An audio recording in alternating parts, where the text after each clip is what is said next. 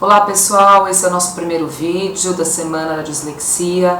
Nós vamos falar um pouquinho do histórico da dislexia, quais são as características, informações importantes para os disléxicos, pais, professores e contar um pouquinho para vocês com relação à nossa experiência e todas as informações que a gente pode compartilhar para que cada um possa fazer o seu melhor pelo disléxico.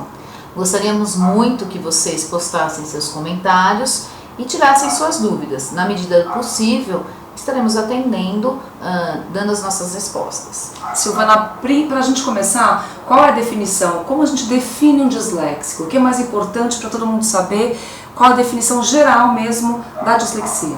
É importante saber que a definição atual da dislexia diz o seguinte, que a dislexia é uma dificuldade de origem, é uma dificuldade de aprendizagem de origem neurobiológica. Sendo assim, tudo acontece lá dentro, né, Luciana? Neuro, a gente está falando da parte toda neuronal, que envolve neurônios, todas as partes de um neurônio, a transmissão dos impulsos nervosos, e biológica, porque tem a ver com a estrutura do indivíduo. E a gente vai falar já já se é genético, se não é genético. Ela é caracterizada pela dificuldade com a fluência correta na leitura e pela dificuldade maior que é na decodificação e soletração das palavras. E essas dificuldades acabam resultando num déficit de componente fonológico da linguagem e que é inesperado em relação à idade e às outras habilidades cognitivas da faixa etária. Sendo assim, a gente só consegue saber se a pessoa é disléxica quando ela destoa dos pares da mesma faixa etária. E no momento certo, né? A gente pode, se vai diagnosticar, começar a desconfiar se uma criança é disléxica ou não, antes de ser alfabetizada?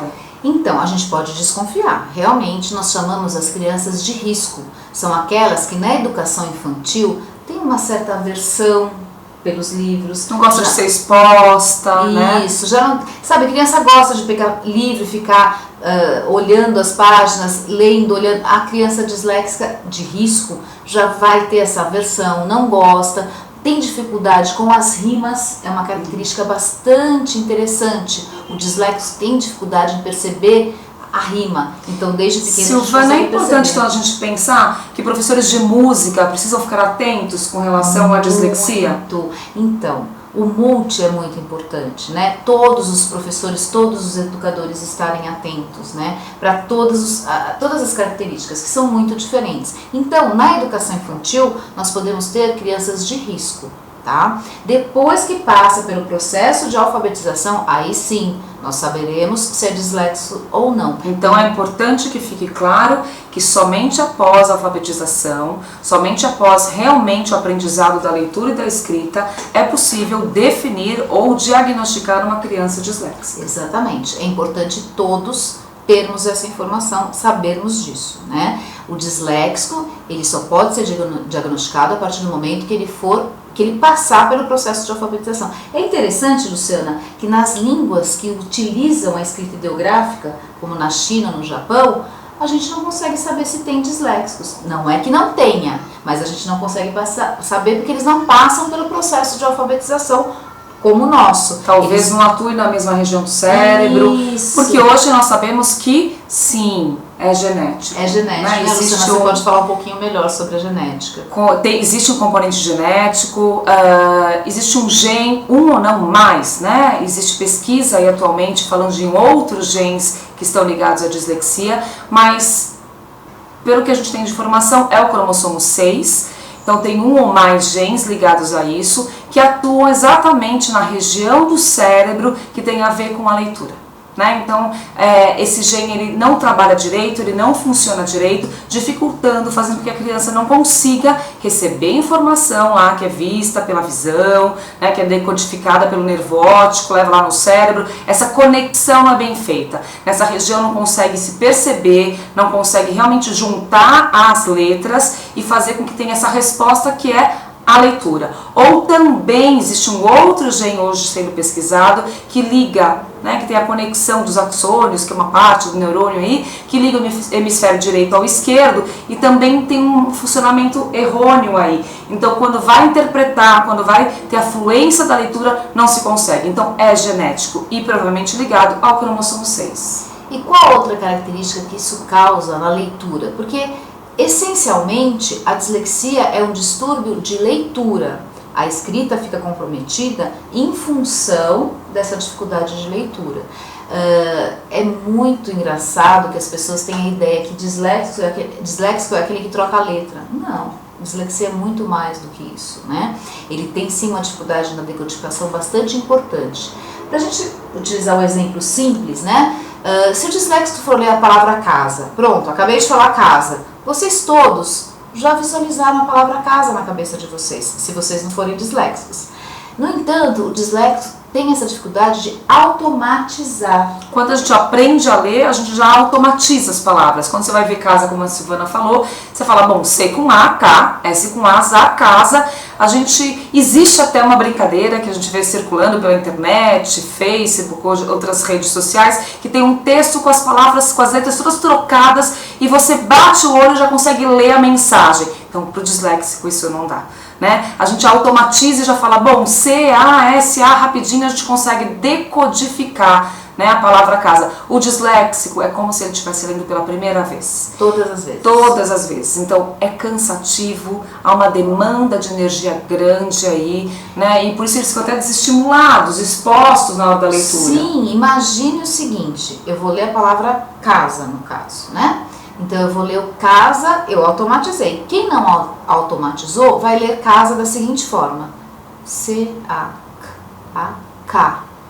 Z-A-Z-A, casa. Quando chegar no final da palavra, eu perdi o significado, eu não entendi o que eu li. E é o que normalmente acontece com os disléxicos. Mas é importante também dizer, Luciana, que existem níveis de dislexia. Exatamente, né? A gente tem os disléxicos que têm um nível leve, né? Então eles têm dificuldade na leitura, na interpretação, porém é um nível leve. Tem um pouquinho mais avançado, que seria o moderado, né? Então é o disléxico considerado moderado, e o severo, né? Aquele que o disléxico severo tem muita dificuldade, um comprometimento maior, um funcionamento mais complicado, né? Quando a gente diz respeito ao cérebro, ao funcionamento, a essa interpretação, então o severo sofre um pouco mais. Mas tem técnicas, tem forma de auxiliar. Hoje nós vamos falar nos próximos vídeos também, né? A gente tem muita informação, por isso que é importante todo mundo ser bem informado, né? Saber quais são as características, como que a gente pode auxiliar, quais são as técnicas para facilitar essa leitura e não expor, por exemplo, como nós vamos falar num vídeo aí ligado particularmente à escola, não expor essa criança ou adolescente, quais são as formas dele se expressar que não seja só pela leitura, e a gente vai conseguir aí trazer um pouquinho mais de informação para vocês.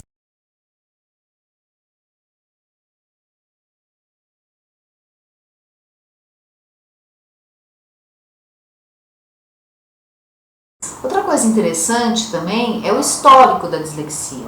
A dislexia existe, né, há pouco mais de 100 anos, né? Antigamente, ela foi, quando pesquisada, foi dado o nome de cegueira verbal, tamanha dificuldade de leitura apresentada pelos indivíduos pesquisados. Hoje em dia tem-se o nome de dislexia.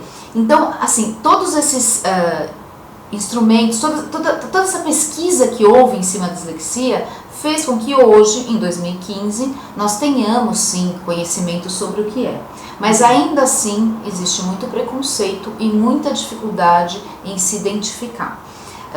É importante sim que nós tenhamos esse conhecimento para poder auxiliar de forma adequada as pessoas que possuem esse distúrbio de aprendizagem. Sabemos que é de origem neurobiológica. Isso, e já que a gente tem informação hoje, a gente tem que fazer uso dela. Antigamente, nós tínhamos muito na escola, na família, os alunos com dificuldade, os filhos com dificuldade que eram colocados de lado, eram chamados às vezes daqueles incompetentes, ou vagais, ou burros, coisas extremamente pejorativas. E excluídos, né, do meio social e da escola. Exatamente. E criando-se aí uma autoestima extremamente comprometida, o psicológico bem alterado e afetado por esses apelidos, por essas características colocadas de forma errônea. Então hoje a gente tem informação. Então a gente sabe que às vezes um aluno não vai bem, ou a gente tem um filho ou um familiar que tem essa dificuldade, a gente tem que dar essa atenção e nos informarmos para auxiliar cada um na sua dificuldade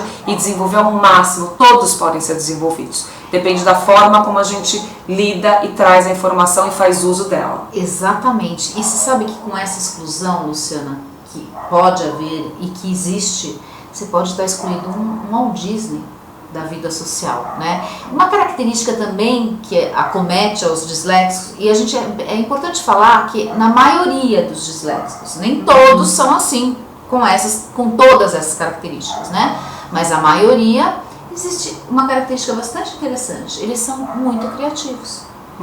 Eles desenvolvem, parece que para compensar o lado direito do cérebro, o lado da criatividade. Então nós temos disléxicos brilhantes em termos de criatividade, não só a criatividade artística, desenho, dança, música, tal, mas também a criatividade de como chegar numa solução de forma diferenciada. Veja a importância de saber isso, que a gente está trabalhando também, falando um pouco mais na minha área, da parte psicológica, né, como é importante a gente validar, saber que ele tem esse lado bastante desenvolvido, porque é uma forma não só cerebral, compensatória, mas também de proteção do indivíduo, do ser. Então, já que eu não sou tão competente numa área, eu desenvolvo muito mais a outra área. Então, a criatividade, como a Silvana está falando, desenvolver outros aspectos, como a gente mencionou até o Walt Disney, ou o próprio Einstein, ou Leonardo da Vinci, que foram pessoas extremamente importantes para a história, o Tom Cruise, que é atual, um pouco mais atual,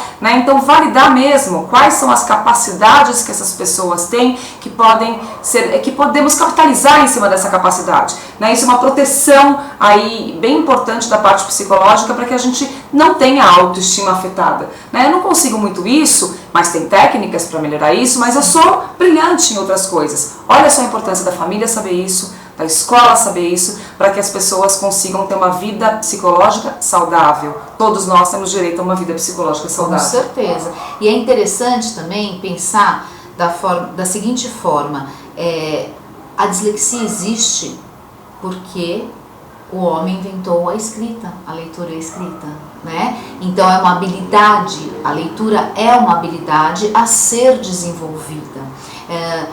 Como a dança, por exemplo, né? É uma habilidade que nós desenvolvemos ou não. Então, assim, só que a leitura é uma habilidade socialmente exigida. Então, a pessoa fica fora, excluída socialmente, quando ela não tem essa habilidade da leitura. Então, nós precisamos ajudar e saber como ajudar as pessoas que não têm essa habilidade desenvolvida. Quem não dança bem, tudo bem, né? Não tem problema, sim, né? Mas sim. É uma habilidade tal qual a leitura. Então, pensarmos em termos de característica, né? A dislexia é uma característica. A pessoa não tem a habilidade da leitura tão desenvolvida como uma pessoa que dança, que tem a habilidade da dança desenvolvida e outra não. Aquela que não tem tão desenvolvida vai ter que fazer o quê? Mais aulas de dança. O disléxico vai ter que se esforçar mais, vai ter que fazer mais aulas de leitura, mais treino, e isso é importante saber. É crucial saber. Silvana, é importante também todos nós sabermos que hoje existe lei, né? Existe uma lei, existe sim uma proteção leis, aí, proteção entre aspas, mas suporte, né? Suporte para que tenha um bom desenvolvimento, inclusive nos vestibulares, porque a gente pode pensar, nossa, mas meu filho tem, como que ele vai fazer? Ele não vai conseguir fazer uma prova de vestibular? Vai sim, né? Existe um formato diferente, existe uma estrutura hoje já no Brasil, né? E a Silvana tem até uma experiência com relação a isso. Eu tive essa experiência, né? Eu apliquei prova para vestibulandos disléxicos, então eles têm mais tempo, comprovada a dislexia, eles têm mais tempo para realizar essa prova do vestibular, assim como eles têm direito a ter uma pessoa leitora para eles, se for necessário, e essa pessoa, lógico, é uma pessoa capacitada para isso. E eles fazem a prova numa sala separada com essa pessoa. Então, não tem problemas, a gente pode, todos são solucionáveis, a gente pode realmente, com conhecimento, né, ajudar essas pessoas e fazer com que elas façam parte da sociedade, que o objetivo é esse, incluir sim, a todos. Sim. A sociedade, o ser humano, ele é diferente, cada um é cada um. E interessante, Luciana, eu gostaria de terminar um pouquinho aqui fechar o nosso vídeo. James Bauer é um americano disléxico que acabou escrevendo um livro de nome Contra as Barreiras do Preconceito. e falando sobre dislexia e sobre o caso dele. E ele deu um depoimento uma vez muito interessante, no qual ele falou que fez uma pesquisa em relação aos disléxicos que deram certo na vida e aos disléxicos que não deram certo na vida. E sabe qual a conclusão que ele chegou? A única diferença gritante que apareceu, que os disléxicos que deram certo na vida sempre tiveram alguém que acreditou neles. Então os nossos vídeos têm esse objetivo, esclarecer as pessoas para que nós possamos cada vez mais acreditar nos disléxicos e fazer com que essas pessoas estejam incluídas na nossa sociedade. Com certeza. Gente, muito obrigada. Por favor, coloquem seus comentários, postem aí suas dúvidas, que dentro do possível a gente vai tentar esclarecer, responder e compartilhar com vocês. Até o próximo. Até o próximo.